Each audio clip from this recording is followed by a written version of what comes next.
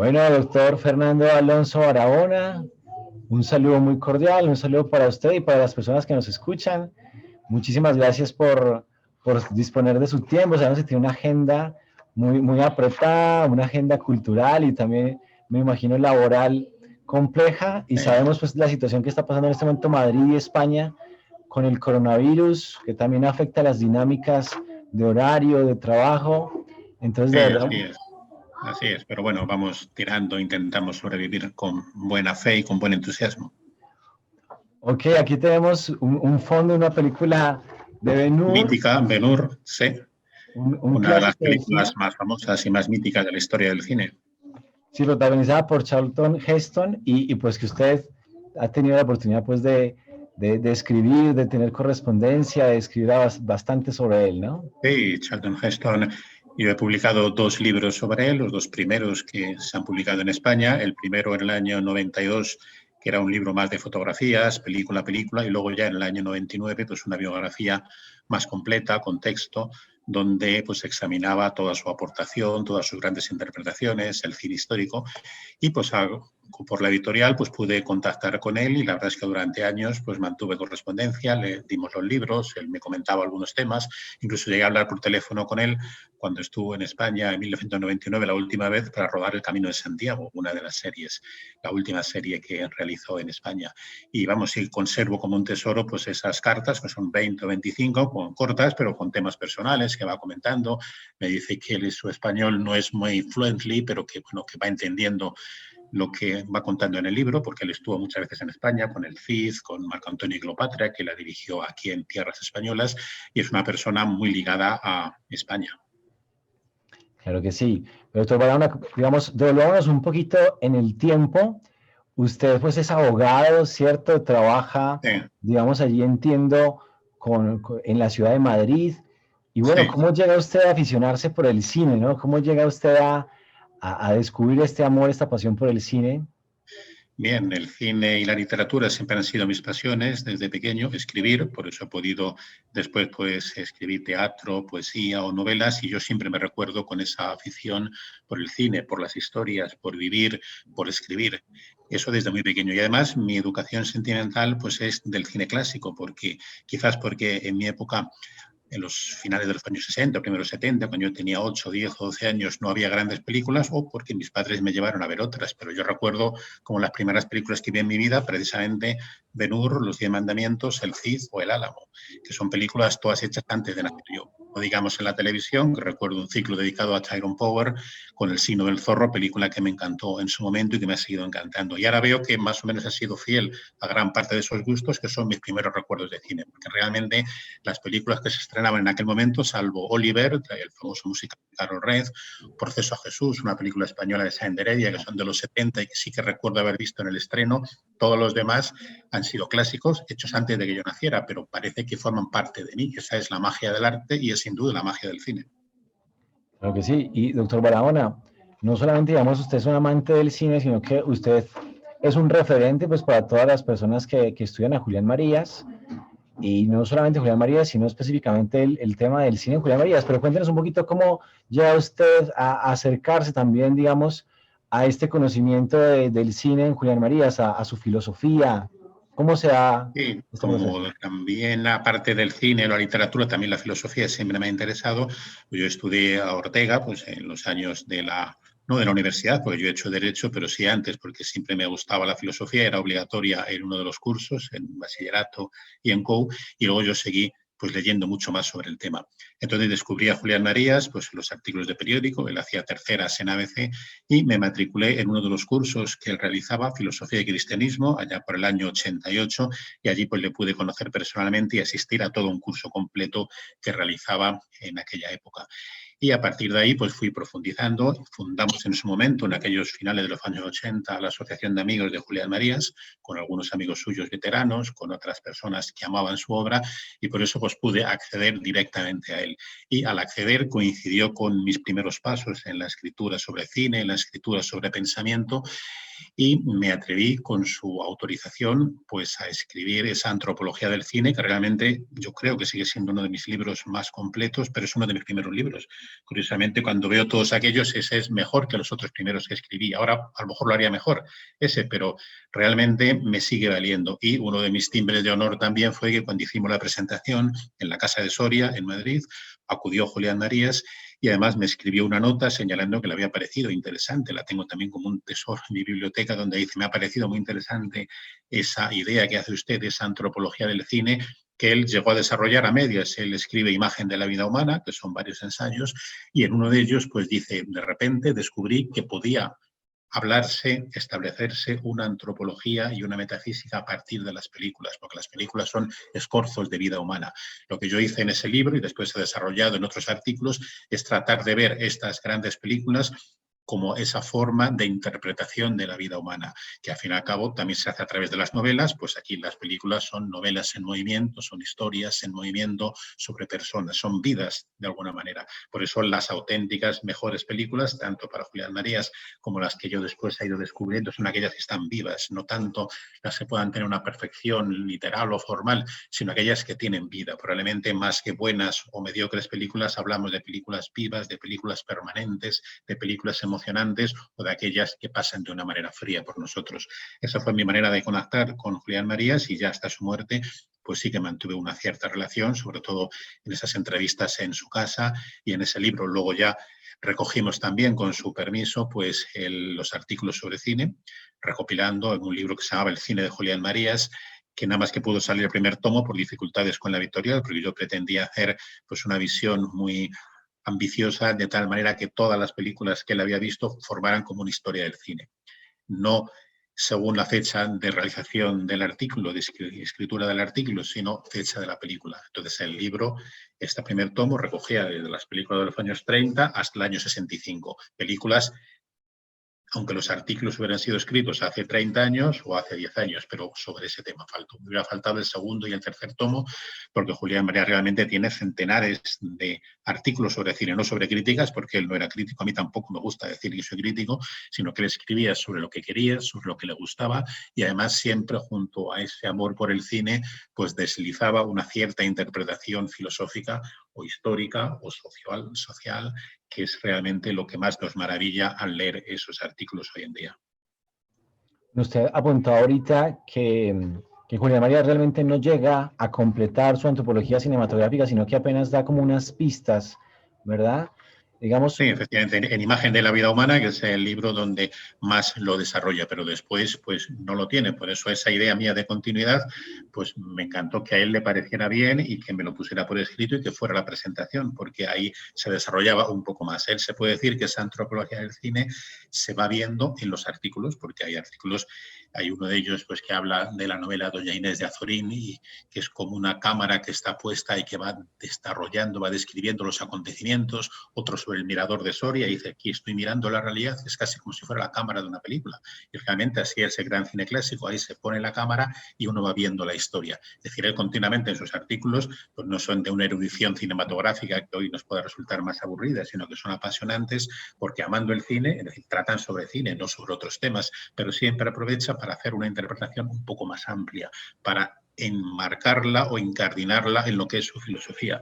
Por eso es que Julián Marías escribió también sobre teatro, sobre poesía, de tal manera que todas esas artes vivas pues son parte esencial de lo que es la vida humana, y la vida humana es el centro de la filosofía del raciovitalismo que inició Ortega y que secunda y que culmina Julián Marías. ¿cuáles serían esas perspectivas que abre Marías? ¿Qué ruta habría que seguir para profundizar en esa antropología cinematográfica? Claro, precisamente esa idea de la perspectiva es una idea fundamental. La perspectiva es un gran descubrimiento de Ortega, cuando en Meditaciones del Quijote, de 1914, pues introduce esa vía para señalar que cada persona tiene una perspectiva de la realidad, no la puede abarcar todo. Esa totalidad, esa idea de Dios, por ejemplo, cuando habla Ortega, sería la suma de todas esas perspectivas, porque no es que no exista una visión global, sino que cada uno de nosotros tiene una concreta. Y además esa visión concreta también está mediatizada por la circunstancia, por eso uno es uno y su circunstancia. Claro, el cine, ¿qué es? Una perspectiva. ¿Qué es lo que hace el cine? Pues mostrar con la cámara, con la perspectiva del cineasta, del autor o del autor del guión o del director, y con la utilización de unos actores y de unas actrices que son como si fueran realmente personas, como Unamuno hacía en Niebla, creaba los personajes y los personajes se les revelaban, pues con esa visión va creando esos escorzos de vida humana. Entonces, Julián Marías, cuando habla de antropología metafísica, pues distingue la antropología, que es lo que está antes de la vida humana, sería el yo, mientras que la metafísica sería la vida humana, el nacimiento, la teoría de geometría sentimental, el amor, lo que nos pasa, el sentido de la vida, y el entronque, la conjunción de ambas, antropología, lo que está antes o lo que contamos. Él pone un ejemplo que además en el cine también se ve perfectamente, y por eso yo en el libro dediqué un capítulo al hombre, al varón, y un capítulo a la mujer, porque Julián Marías, para diferenciarlo, se puede entender claramente con el ejemplo.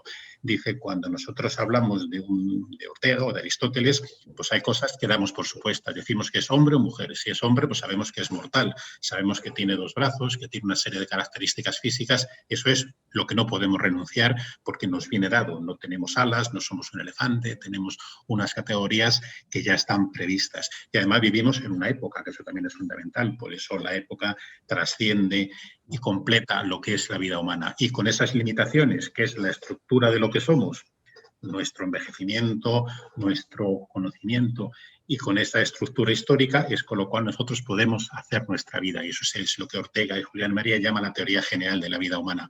El cine sobre todo nos serviría para interpretar esa teoría general de la vida humana. Él parafrasea un libro de Goethe, La educación sentimental, y habla, junto con otros muchos autores, cómo el cine ha servido de educación sentimental para varias generaciones, porque ha educado en el sentimiento, ha presentado a una serie de personas con unos valores, ha contado unas historias que nos han enamorado, incluso ha influido en la moda. Pues realmente, examinando todo esto, es como podemos ver una interpretación del ser humano en el siglo XX a través del arte más popular y del arte más genial del siglo XX, el siglo XXI. Quizás esté un poco más en decadencia, que es lo que se llama séptimo arte y lo que es el cine. Yo también mencionaba hace un momento pues, que usted tuvo un papel fundamental en esta coordinación de la obra del cine de Julián Marías. Es un referente absoluto para todo aquel que quiera acercarse a estas críticas antropológicas de Julián Marías. No sé si podríamos ahondar un poquito en el trabajo de composición Sí, de la obra. No sé si tuvo que dialogar con don Julián Marías para ponerse de acuerdo cómo...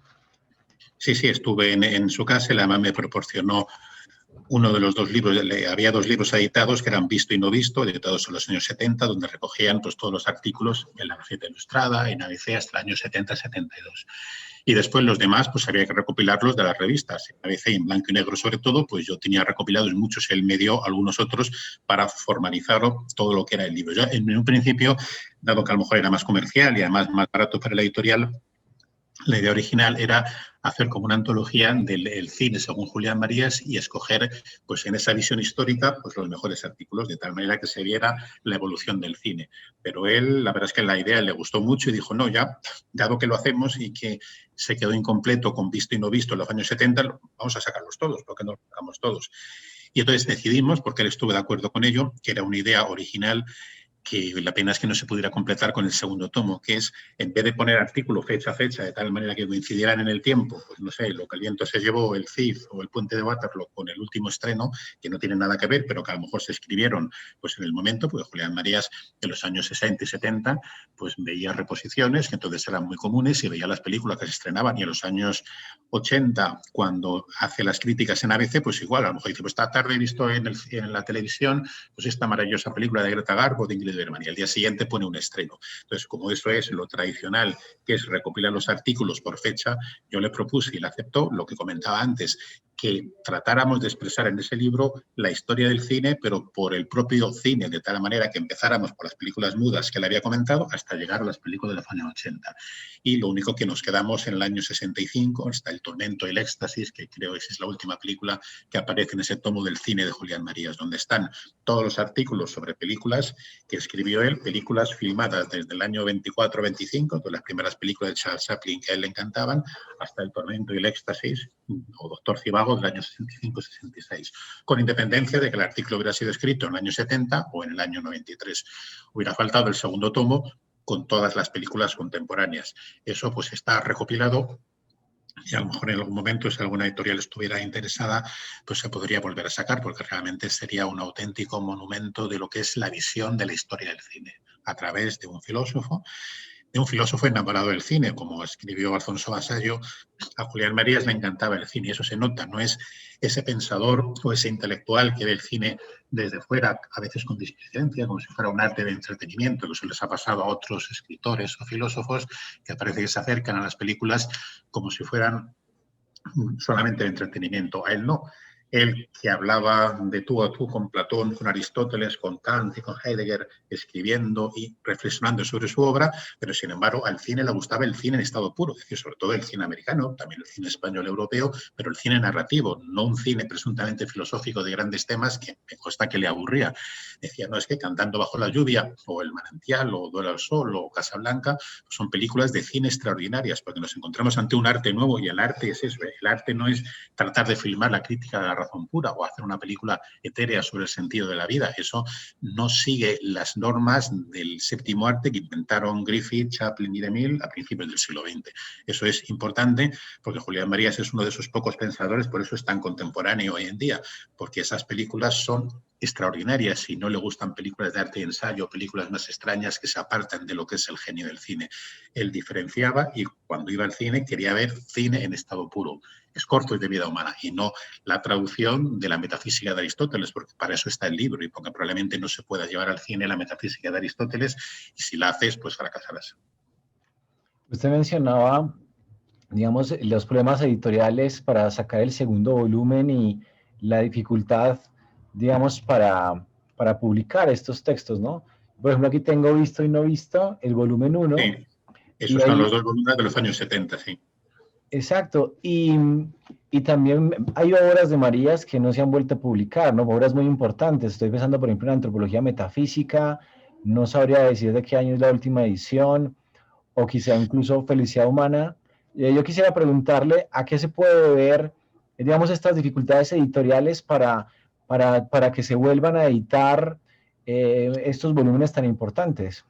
Sí, hoy en día el mundo editorial no vive su mejor momento, pero bueno, Julián Marías siempre estaba orgulloso de que él sí era un escritor, un pensador leído, que vendía bastantes ejemplares para ser un tema de filosofía y que la gente lo leía. Después es verdad que, no sé, que en la cultura española también se ha vivido un cierto desapego, una cierta mediocridad, y que hoy, entre que es difícil publicar y entre que se publican cosas que duran muy poco, pues ha quedado un poco más en segundo término, aunque están todos estos intentos de la Universidad de Valencia, la Universidad Católica de Valencia, otras universidades, para volver a poner su pensamiento en primera línea. Antropología Metafísica, que es su obra maestra probablemente, junto con España Inteligible, al menos sí tiene una edición de finales de los años 90, la que yo tengo es del año 70, que la compré y además luego me la firmó él, yo la compré en una librería de viejo, pero luego sí que hay una edición un poco más moderna. Casi todos sus libros están bien editados, pero es cierto que ahora costaría un poco encontrarlos. Probablemente habría que volver a editar o sus obras completas como las de Ortega, o sacar esa España inteligible que es fundamental para comprender la España de hoy, para comprender la España del futuro,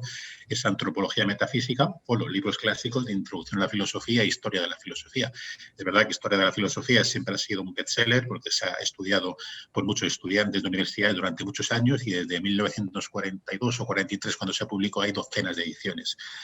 Bien, esperemos que vuelvan a volver mejores tiempos para las publicaciones y que los libros de Marías, que hombre, al menos en España, algunos sí se pueden encontrar en librerías grandes, no a lo mejor en todas, o las más pequeñas también van quedando menos porque muchas van cerrando, pero en la Casa del Libro y en las librerías más grandes todavía en sitios de fondo sí que se encuentran algunas de sus obras, pero hace falta recuperarlas porque creo que Julián Marías es uno de los pensadores que nos enseña a entender mejor cuál es nuestro tiempo. Ese tema de nuestro tiempo que hablaba Ortega en uno de sus ensayos y que Marías lo desarrolla para contemplar toda la realidad con unos ojos basados en la observación, en la verdad, en el sentimiento, en la profundidad.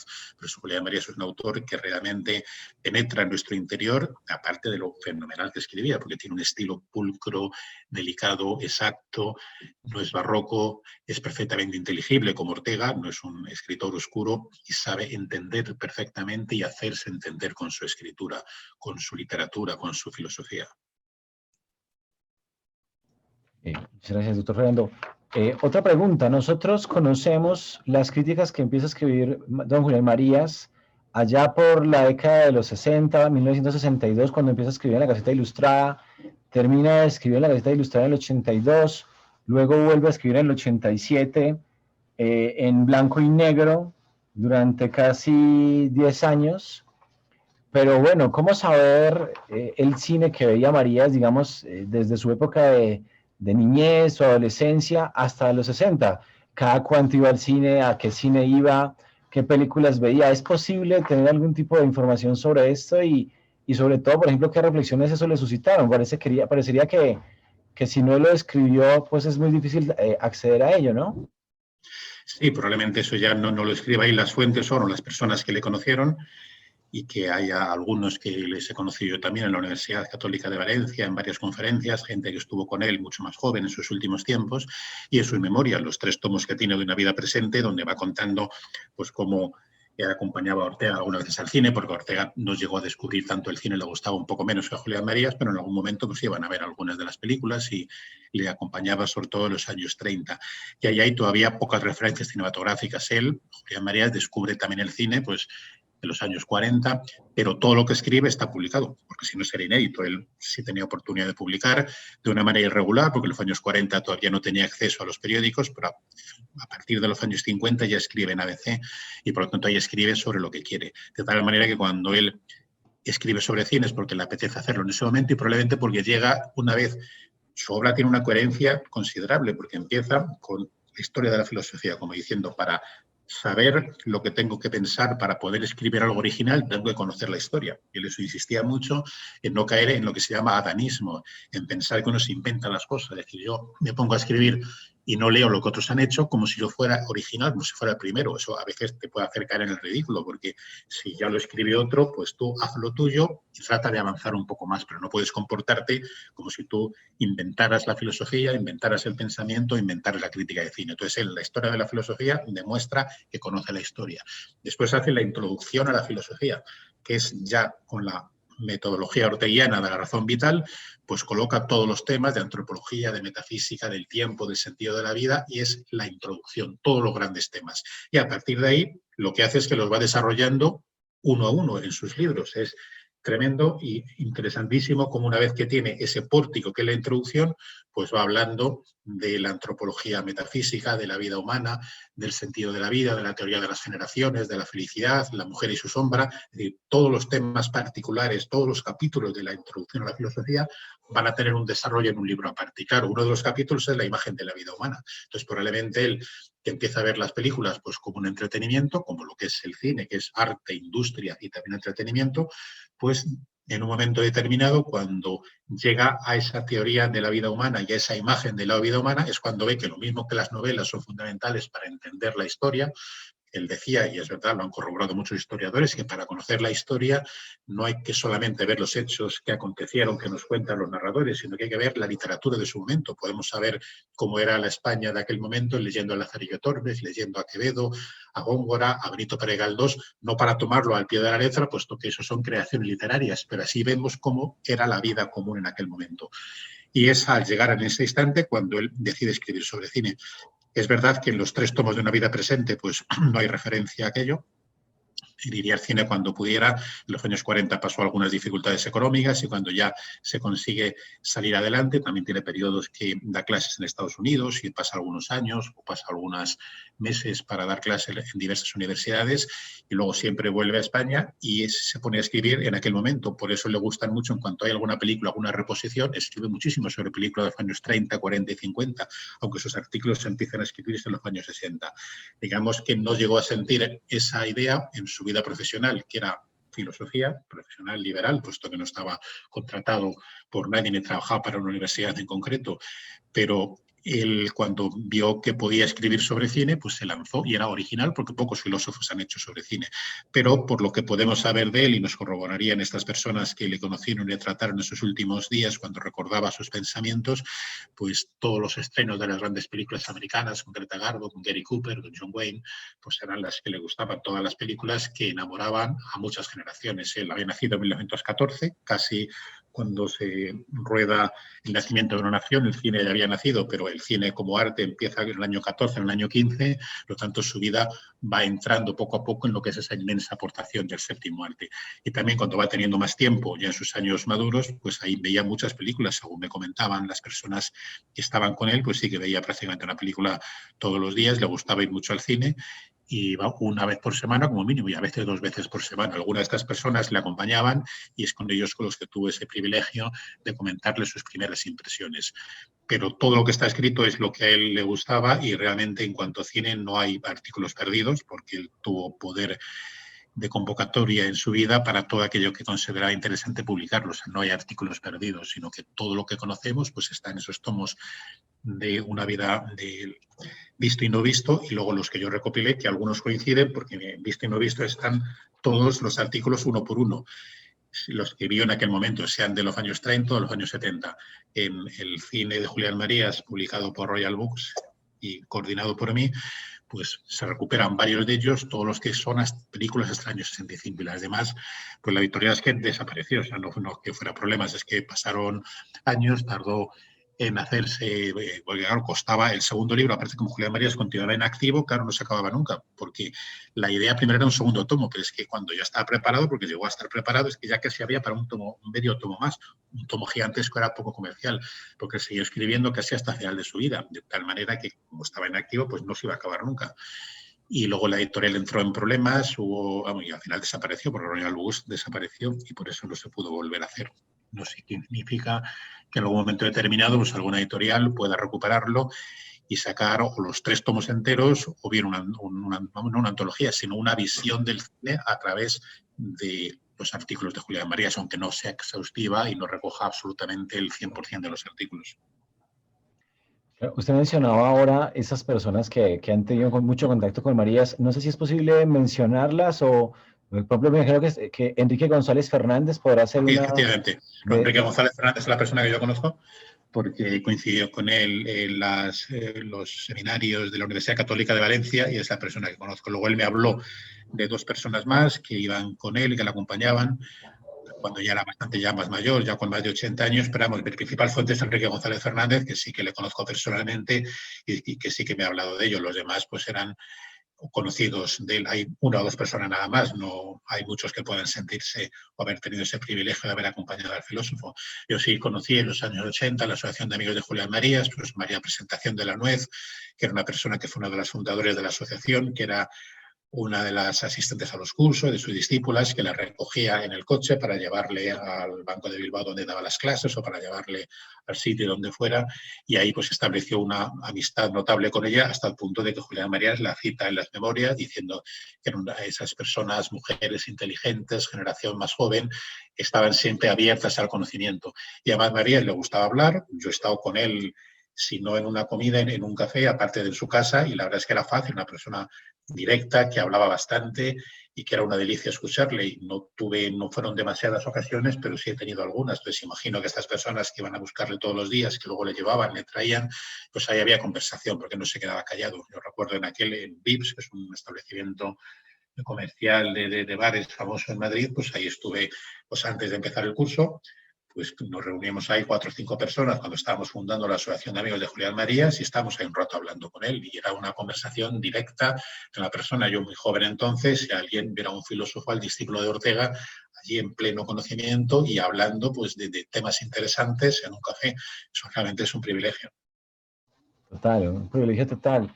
Doctor Fernando, me da la impresión de que los primeros artículos de Marías, digamos, privilegian un acercamiento general al cine, son artículos menos, también se da, pero son artículos menos de películas puntuales, sino consideraciones sobre el cine sonoro, sobre los diferentes géneros, y luego las críticas se van enfocando mucho más en películas concretas. ¿Es correcta mi percepción o...? Sí, aunque él lo mezclaba.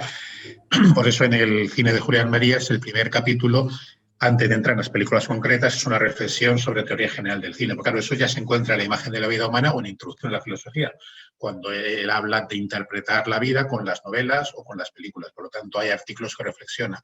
Pero vamos, ahí no sigue un orden porque él lo que alardeaba y estaba orgulloso de ello es que yo voy al cine como espectador, emulando ese espectador de Ortega que veía los temas actuales y voy a ver las películas que me gustan y las interpreto. Dice, por eso yo no soy un crítico, yo no tengo obligación de ir a ver una película que no me gusta, de ver una película de un festival o de algo que está de moda. Veo si lo quiero y si después de verla no me interesa escribir sobre ella porque no hay nada positivo, pues no escribo.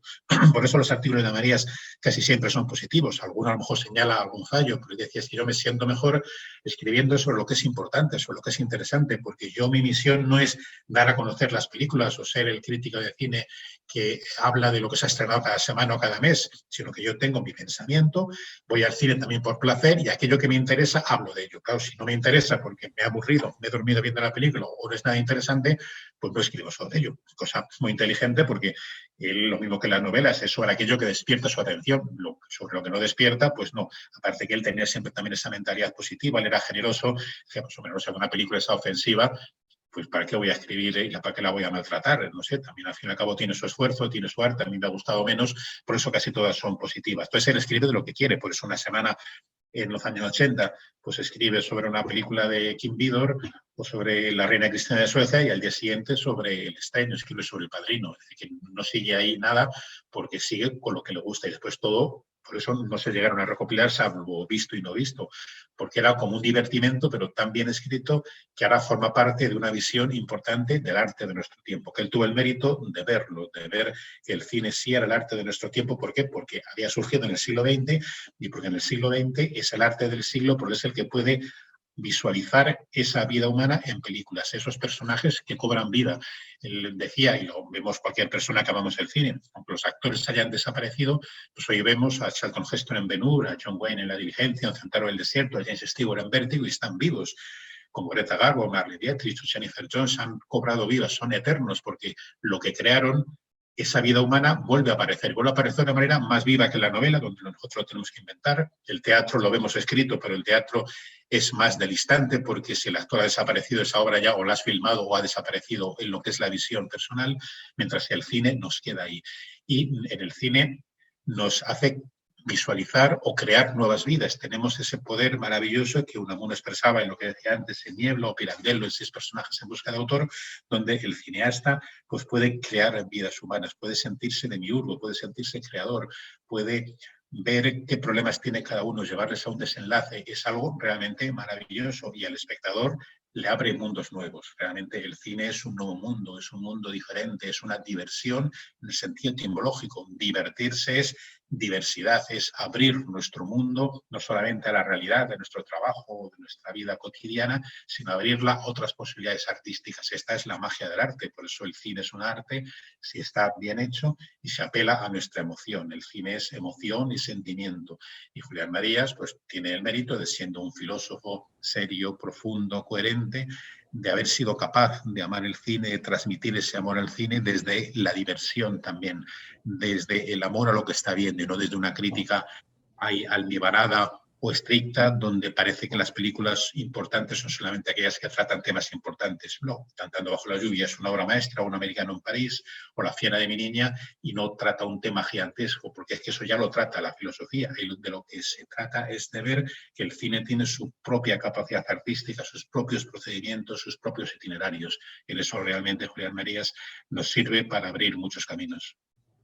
Ya que usted menciona varias películas, no sé si recuerde un elenco de algunas cuentas que le hayan gustado especialmente a Marías, que Marías haya, digamos, destacado entre tantas de las que él vio.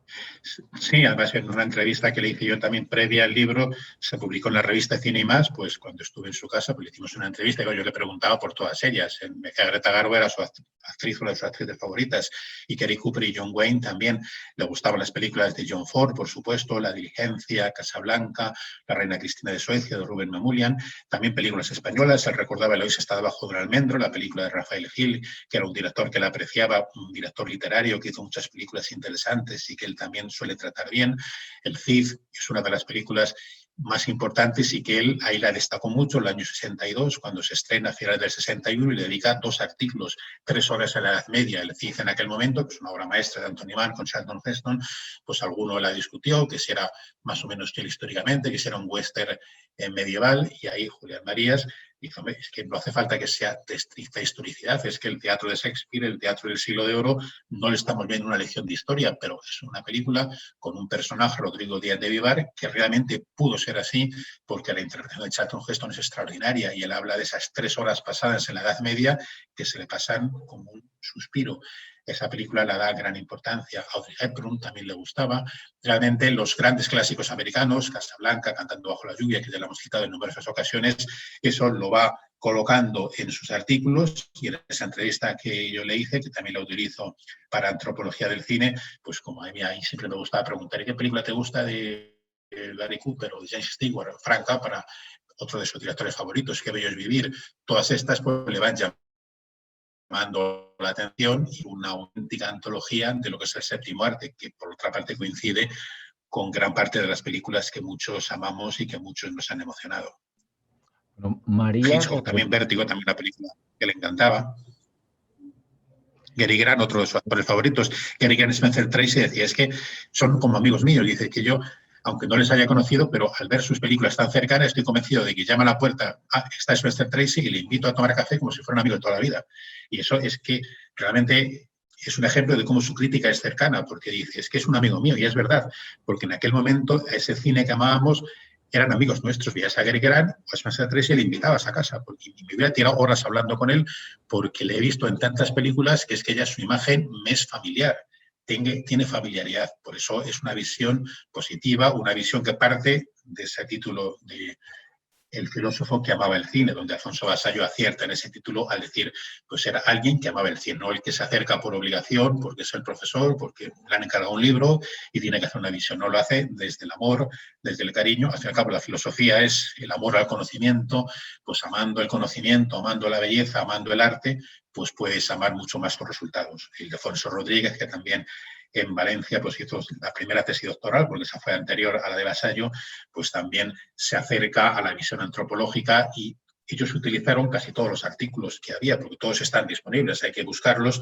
pero todos los de la Gaceta, los de ABC, pues más o menos están recopilados. O sea, que realmente la labor de fundirlos en un nuevo libro pues sería una aventura editorial para que alguien se atreviera a realizarlo, pero al menos el material sí es conocido porque está publicado en lugares de prestigio y en lugares importantes. Claro, María reflexiona también sobre la historia del cine, sobre su evolución y también sobre sus posibilidades, ¿no? María dice, Sí. se están abriendo nuevas posibilidades para el cine, esta película abre nuevas perspectivas. En su opinión, Sí. perdón, en su opinión, el cine actual, el cine, digamos, de nuestro tiempo, ¿en qué medida, digamos, responde a esas posibilidades de Marías o traiciona lo que Marías pensaba del cine, ¿no? ¿Qué dirías, Marías, Bueno, digamos, del cine de nuestro tiempo? no sé, sería si el cine de nuestro tiempo es vivo, el que está vivo, sería como me gusta a mí, si no, no, porque el cine no son los efectos especiales, pero eso ya lo decía Cecil B. DeMille en los años 50, cuando señalaba, no es cierto que yo haga películas con efectos y películas históricas, pero el cine es la historia, los personajes, y todo lo demás es un relleno. O cuando Juan Ramón Jiménez hablaba de la poesía desnuda, lo que queda cuando voy quitando al poema, al verso y todos los oropeles, si queda algo, eso es la poesía.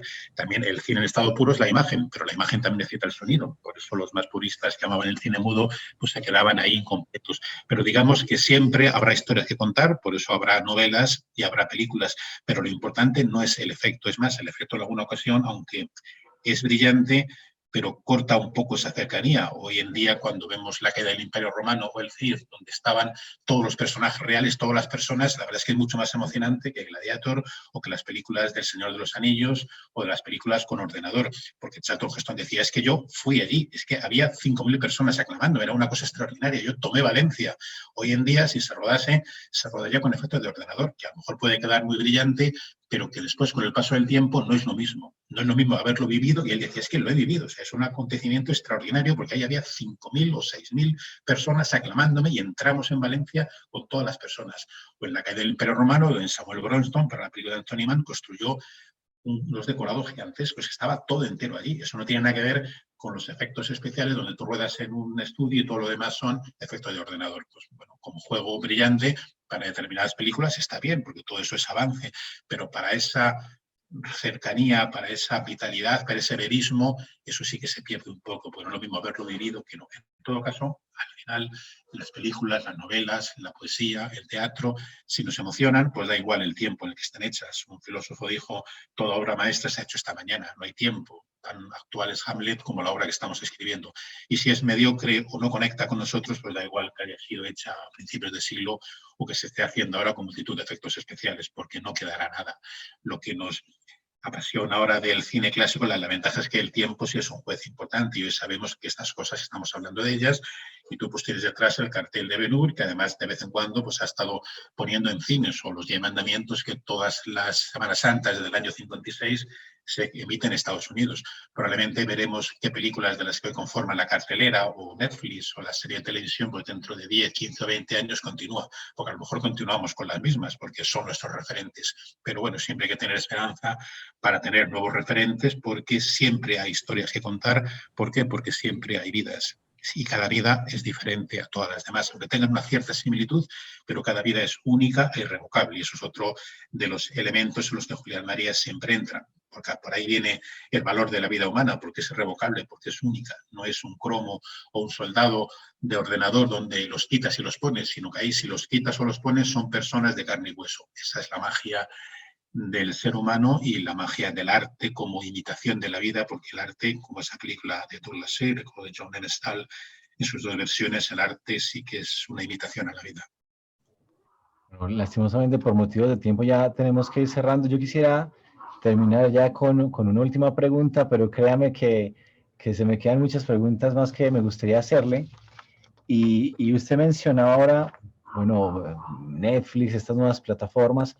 Parecería que las nuevas generaciones no conocen el cine clásico, el cine de los años 30, 40, 50, y con eso se pierden de grandes posibilidades de disfrutar de obras maestras del cine.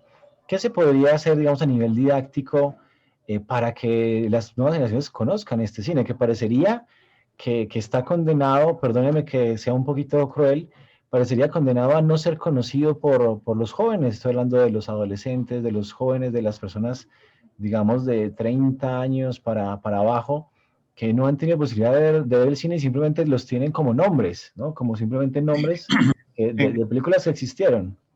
Pues eso es darlos a conocer, porque curiosamente hoy en día son mucho más accesibles. Al fin y al cabo, cuando yo era adolescente o muy joven, pues muchas de estas películas también son, como decía antes de nacer yo, o sea, que no son películas de mi época, y era más difícil verlas porque tienes que ir a la filmoteca o tienes que esperar a pases televisivos. Hoy en día, curiosamente, cualquiera que se esfuerce en conocerlas, pues las tiene o las tuvo en DVD, ahora a lo mejor le cuesta un poquito más. Yo tengo una colección de 6.000 películas en mi casa, hay películas modernas, pero está casi todo el cine clásico, pero películas en DVD.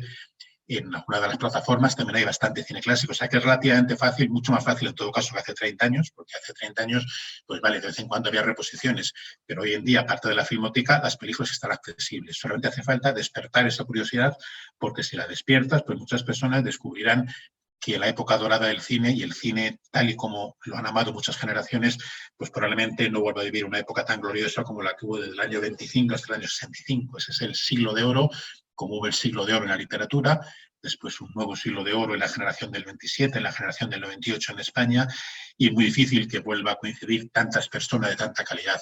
Por eso es muy difícil que en una época actual vuelvan a coincidir en la misma generación pues directores como John Ford, Howard Hawks, Alfred Hitchcock, DeMille, Kim Vidor, Fritz Lang, Truffaut, Dreyer, Visconti, casi imposible, Buñuel, Rafael Gil, pero bueno, está ahí, es animarle en programas como los que hacéis vosotros, en programas de televisión, que grande es el cine, José Luis García, que en España hace mucho por llevar todo ese tipo de cine, y hombre, las redes sociales, pues la verdad es que en Twitter, donde yo soy activo, pues hay mucha pasión por el cine, y es verdad que son grupos a lo mejor reducidos, pero que están muy vivos, y ahí tienen que llegar a todas las generaciones, porque además tampoco hay que ser demasiado pesimista en el sentido de que el arte o la belleza siempre ha sido patrimonio de una minoría, que tampoco hay que embellecer las cosas. Probablemente quien conocía o amaba el cine de John Ford, o lea Heidegger, o descubre a Shakespeare, o le ha gustado a Adolfo Bécquer o a Benito Pérez Galdós, pues sigue siendo una minoría. Lo que sucede es que probablemente hoy esas más media tan gigantescas lo que hacen es que ocultan un poco todo esto. Eso sí, eso es lo único negativo con respecto a otras generaciones, que antes uno se acercaba a los escaparates y ahí estaba todo lo grande. Hoy lo tiene que buscar, porque hoy en día hay miles y miles de cosas, es como un océano, y en ese océano tienes que saber navegar. Pero siempre probablemente sea algo de minorías, para espíritus selectos, como decía Ortega. Ortega escribió: pocos pueden ser amantes, pocos pueden ser amados. Es una minoría egregia, selecta, libre, donde uno lo tiene que descubrir, no se lo tiene que imponer. Pues si tú lo impones, le puedes quitar el gusto. No le puedes decir, pues ahora te vas a leer el Quijote obligatoriamente, ahora te vas a leer a García Lorca obligatoriamente. No, tienes que despertarle esa pasión, y una vez que le despiertas, ya siempre le será fiel. Y realmente, si descubriese Ben-Hur, y no digamos ya en cine, que es mucho más todavía que las pantallas de televisión, o Centauro del Desierto, o Vértigo, Psicosis, o Río Bravo, pues van a ver un cine que es eterno, que es permanente, y que dentro de otros 30, 40, 50 años seguirá estando ahí, mientras que muchas de las películas de moda o de series de Netflix pues son interesantes para el momento, pero van pasando, y hoy a lo mejor no nos acordamos de la de los años 90, y dentro de 20 años nos acordarán de las de ahora, mientras que en cambio estas grandes obras maestras pues estarán y están siempre con nosotros.